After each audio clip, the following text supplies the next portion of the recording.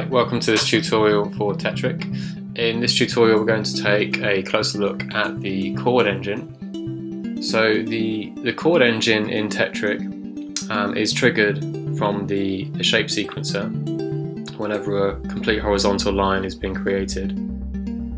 And what the chord engine does is it will create chords randomly or with chance procedures. You get to set a few settings, so you can choose the key you want to work in, and this will use the major scale for that key. And what it will do is it will pick a chord based on some of the settings you have set up here. So we have some probability sliders here, so what we can do with these is we can say there shouldn't be any change to the chord, which means it will either generate a major or a minor chord accordingly.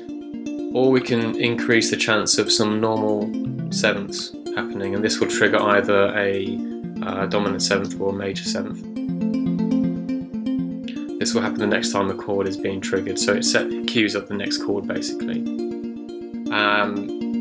We can do things like we can choose whether the chords will be at random. So at the moment it's just going to trigger a different chord each time based on this key, but we could say repeat and just trigger, we just want the same 4 chords. So if you want to actually get a chord progression going, you could do this and you'd click generate, and it would basically create 4, in this situation it's going to create 4 different chords, and it's going to then cycle through them to create a chord progression. You can choose unique as well, and unique will make sure that of those 4 chords there are no repeating chords. So if you know you want 4 different chords and you want them to repeat like a chord progression, this is what will control that. It still will need the trigger to trigger each chord, so that is something that could change depending on what's happening with the shape sequencer. SP is for special, and this will trigger chords that are outside, possibly outside the key, so it might give you some slightly odd outcomes, so you can turn that off and on. So it will tell you what the chord is playing down there also.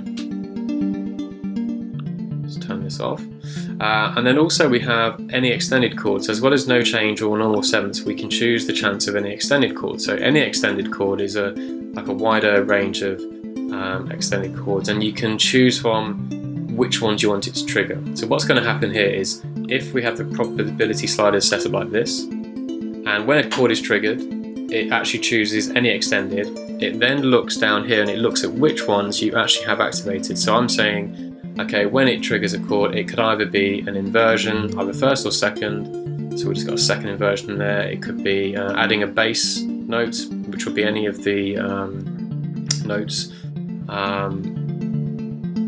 an octave lower, or we can do a 7th or a 9th, and we can just basically deactivate the ones we don't want. So if, for example, you just wanted some 11ths, then you would have just 11th selected, and you'd switch these off, and then the next time it comes down, we're just going to get 11ths in the key of F.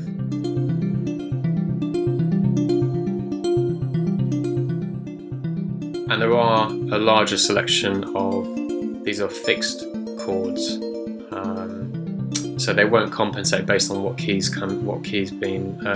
notes being generated, but they offer some more variation if you want to. You can pick one of these and it will be added into the mix here if you like.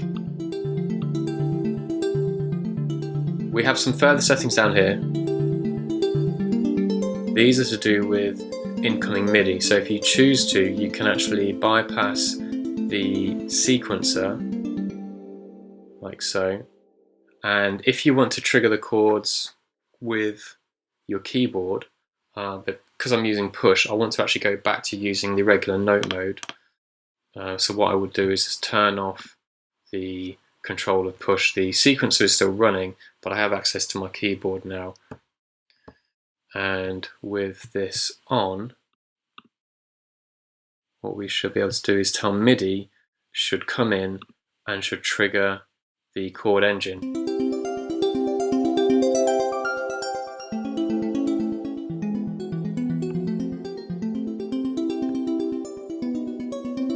So now we're using just the chord engine and the arpeggiator. We could also bypass the arpeggiator. So we're actually using just the chord generator from the note that we press on the keyboard. This still uses the probability settings here. So if we set some of these up, you'll see we're generating 11ths, 9ths and 7ths and so on. So it's a fun way of getting different variation if you actually want to play something in. Let's bring the arpeggiator back in.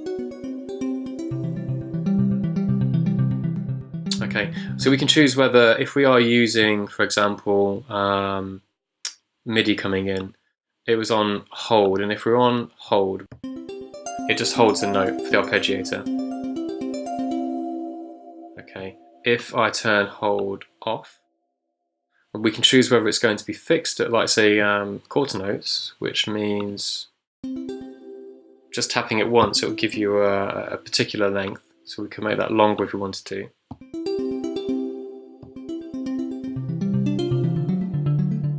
Okay, or we can switch it to free, and it's just as long as you hold the note down for.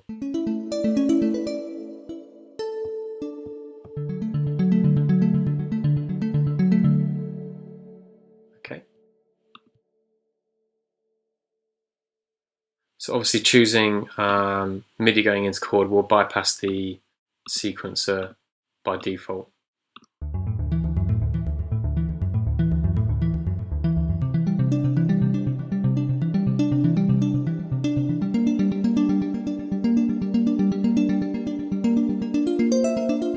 You can also choose, if MIDI is coming in, whether the note coming in should be major, minor, or pick randomly between major and minor.